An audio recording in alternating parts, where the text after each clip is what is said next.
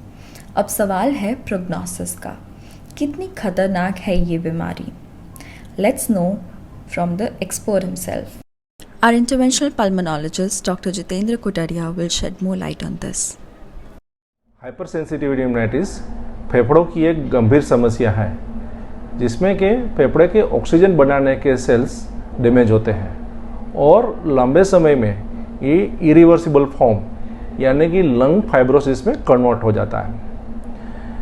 Covid pandemic के दौरान काफ़ी सारे लोगों को लंग फाइब्रोसिस के बारे में पता चला होगा और ये एक कॉमन टर्मिनोलॉजी हो गई है, लेकिन काफ़ी कम लोगों को पता होगा कि लंग फाइब्रोसिस यानी कि इंटरस्टिशियल लंग डिसीज का मुख्य कारण क्रोनिक हाइपरसेंसिटिविटी न्यूमोनाइटिस है और भारत में ये ज़्यादातर पिजन के एक्सपोजर यानी कि कबूतर के संपर्क में आने से होती है। हाइपरसेंसिटिव न्यूमोनाइटिस कई प्रकार के ऑर्गेनिक डस्ट के एक्सपोजर से होती है। ऑर्गेनिक डस्ट यानी कि जैविक धूल के एग्जाम्पल्स की बात करें तो सबसे क्लासिकल एग्जाम्पल है पक्षियों के पंख से निकलने वाले प्रोटीन्स। और यही कई बार ये पक्षियों के पीठ यानी कि एक्सरीटा से निकलने वाले प्रोटीन भी इसके जिम्मेदार होते हैं। फार्मिंग एक्टिविटी लाइक फसल के साथ जुड़ी हुई एक्टिविटी के दौरान भी कई फंगल या माइक्रो ऑर्गेनिज्म पार्टिकल्स हवा से हमारे फेफड़ों में पहुंचते हैं। वैसे ही कई बेकरी प्रोडक्शन के टाइम या फिर वुड कटिंग की एक्टिविटी हो चल रही हो, वहाँ पे कई माइक्रो ऑर्गेनिज्म या फंगल पार्टिकल्स होते हैं जो हमारे सांस में मिलते हैं। और वैसे ही कई बर्ड्स एनिमल हैंडलिंग की एक्टिविटी चल रही हो तो उसके बॉडी से निकलने वाले प्रोटीन्स इसका कारण होते हैं। वैसे तो 100 से भी ज़्यादा ऐसे ऑर्गेनिक पार्टिकल्स आइडेंटिफाई हुए हैं जिसके चलते हाइपर सेंसिटिव इम्यूनिटीज हो सकती है, लेकिन कई ऐसे भी हैं जो हमारी जानकारी के बाहर भी हो हैं जो अभी तक आइडेंटिफाइड नहीं हुए हैं। लेकिन अभी कुछ सालों से जो सबसे कॉमन कारण इसका निकल के आया है वो है पीजन। और पीजन हमारे को डोमेस्टिक एक्सपोजर है, हमारे घर के आसपास रहता है, जिसके चलते इसका क्रोनिक एक्सपोजर अपने को होता है। तो इस तरह से जब ऑर्गेनिक डस्ट का एक्सपोजर होता है और हमारे सांस के द्वारा फेफड़ों तक पहुंचता है तो हमारी इम्यून सिस्टम एक्टिवेट हो जाती है।